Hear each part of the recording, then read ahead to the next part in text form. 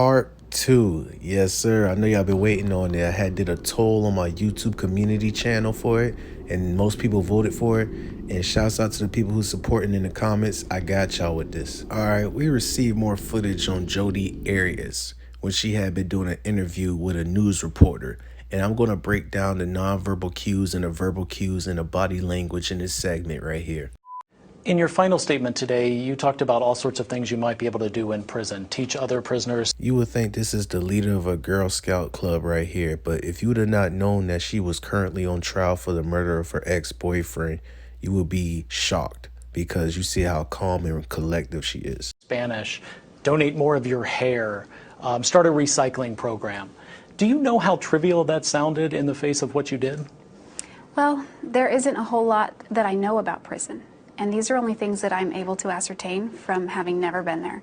So I believe that when I get there, I will find ways, better ways to contribute and pay back. Like I said before, this is how you know an individual is chemically imbalanced, when her cognitive function is out of whack. She literally has never been to the penitentiary prison, but she looks forward to this like it was a 5th grader who had got their parents to sign a permission slip for them to go to a field trip with their school.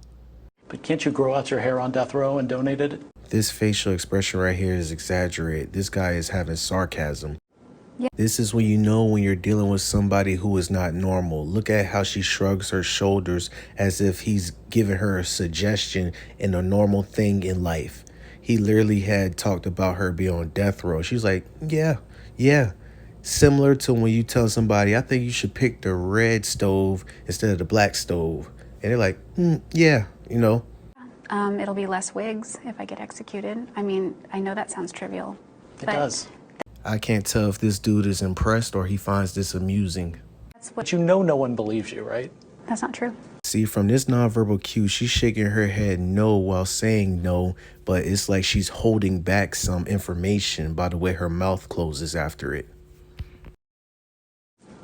Maybe a majority of people don't, but I know plenty of people that believe me. If you get life in prison, And there it is. I know y'all see that. Y'all saw how she had did a deep inhale. So that just had gave off some nonverbal cues right there. When he said life in prison, she had did that. So exactly, we caught her right there. could conceivably get out someday. Do you deserve freedom? All I know is that if I were given freedom again, I would handle it very, very responsibly. See, this right here is what's kind of tricky when you're dealing with a narcissist and a sociopath. She is giving off the nonverbal cues of telling the truth, but we know that she's not mentally right in the head. So it's like she's believing what she's saying at points in this conversation. So this would get misconstrued and people be like, oh, she's telling the truth, but not knowing this girl is a narcissistic sociopath. So you think people should feel safe if Jodi Arias is out of these four walls at some point? I think so, yes. If you're not abusing me and attacking me and threatening to kill my life, there's no reason to fear. You really are still sticking with that story? It's not a story, it's the reality. Please don't rely on head nod gestures when you're dealing with a sociopath or a narcissist or a psychopath. Please don't, because they trick themselves into believing what they're saying at times. And it's unfortunate, but it is the reality.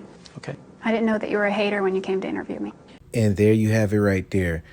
Run away when you're dealing with people like this right here. They will crack sense of humor or jokes in serious situations like this. She literally said, I didn't know you were a hater when you came to interview me.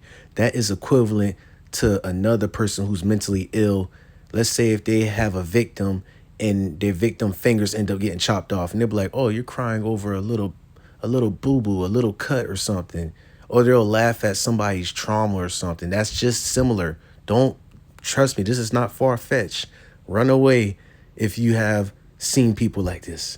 And that'll be it for right there for part 2. Let me know if y'all want a part 3. I appreciate y'all in the comments. I appreciate the support. I'm out.